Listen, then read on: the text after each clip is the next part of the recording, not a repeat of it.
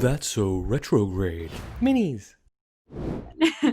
Anyway, I just think that being aware of how much we consume is just a really important part of this, and composting is a beautiful way to bring that to the surface. And Is there a compost bin for like beginners that, because this is my research moment right now that I've been looking into. Is there one that you can recommend? so it's called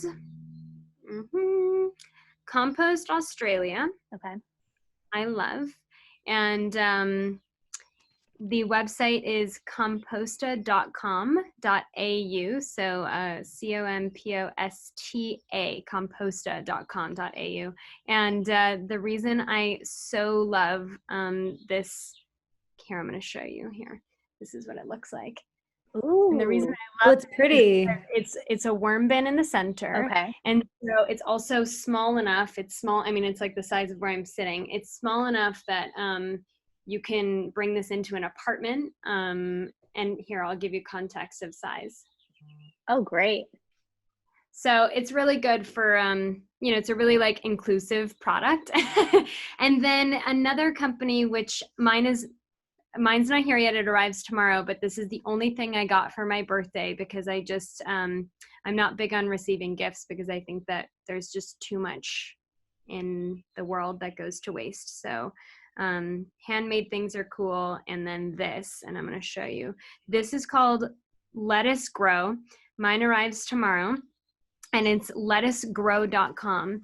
And you guys are about to lose your minds. So basically, it's a hydroponic system where you can grow up to 36 vegetables by yourself, no help. We're not talking like a 20-foot garden bed. It's a vertical garden, hydroponic. They send you the non-GMO organic seedlings so they're already sprouted. You put them in every 3 weeks, and within 3 weeks, those grow to full maturity. You harvest them, put them in your fridge, and they stay good for probably a month, I'm sure, because I don't know if you guys know this, but when you get stuff from the grocery store, it's already been on its journey for 2 weeks, which is why it wilts so fast, but this will stay good for a month.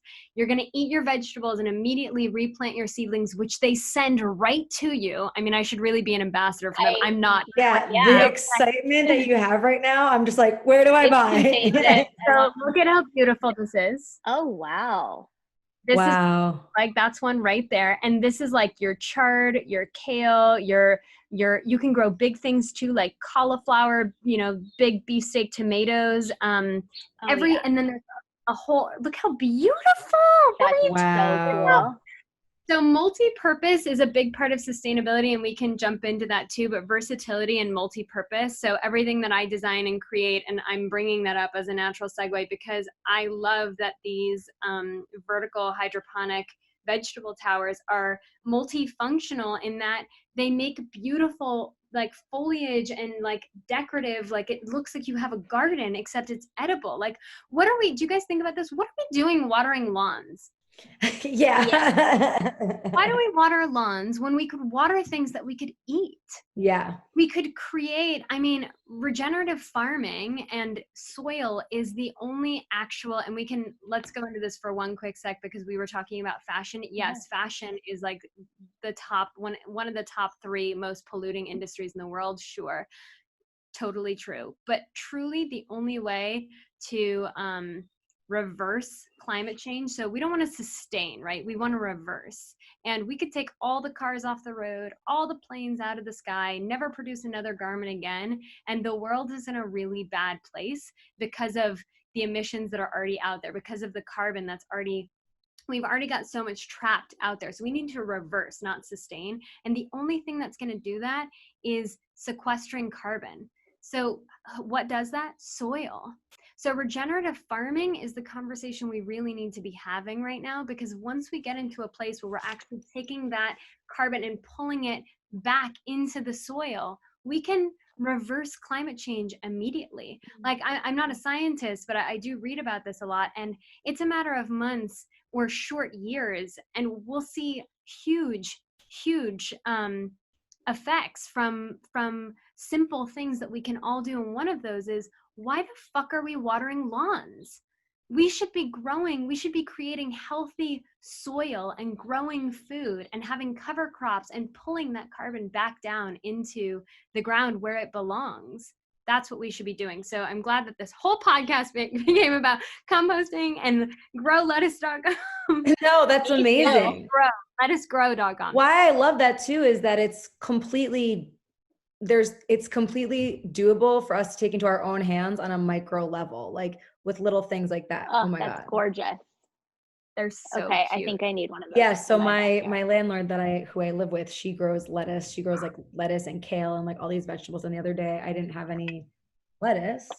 I'm like grocery store shook and go as few times as possible. And I was like, I really need to like eat a green, but I can't drive down this goddamn mountain again and put gloves on. So I guess I'll just eat my hands. And she's like, I have lettuce, butter lettuce, and kale growing in the garden. So I went down and I just kind of like leaned over into the thing and was picking all the lettuce. And I was like, I felt so cool. I was like, this is the coolest thing. And then I came back, I had to wash it. There was like some worms on it. I was like, oh, I'm a little farmer girl. Like this is, but it is cool. It is really cool. It makes you feel like you're connected to something. And I know that sounds like a big, like hippy dippy thing to say, but it's the truth. You feel so connected to what you're doing and like proud. Tell me you did not feel more proud of that salad when you ate it. You probably snapped a pic. I thought it was so cool. Yeah. I mean, I personally didn't grow it, so I'm still like a little bit like leaning over the edge into someone else's good deeds. But at the same time, just being a part of it, I'm like, this is doable and this is cool. And it honestly, to me, felt like it tasted better because I knew exactly where it came from. But by the way, you can give yourself that credit because it has nothing to do with, okay, you didn't grow it, but even if there were a bunch of yous out there who are not growing the lettuce, but actually supporting local farmers or actually going to a farm and learning how something works, it makes you more interested in that thing. There are a few local farms around where I am. I mean, I still have to drive like 20 minutes, but there are a few farms nearby that are now adopting that model of like, hey, people come pick your own food and be a part of this. And I know that there are people that drive, from the middle of the city just for the experience of that, to bring their children. I mean, there is a collective call right now to return to nature. This is something that everybody is feeling, no matter where you are in some capacity. To what degree, obviously, varies, but everybody's there. And to tap into that natural rhythm and that cycle that we've had since the beginning of time, it forms a deeper connection to ourselves and our own relationship to our existence. Like it is a deep, it's simple, but it's a really deep concept that if one byproduct can be a reconnection with that of this whole time, I think that what a beautiful outcome.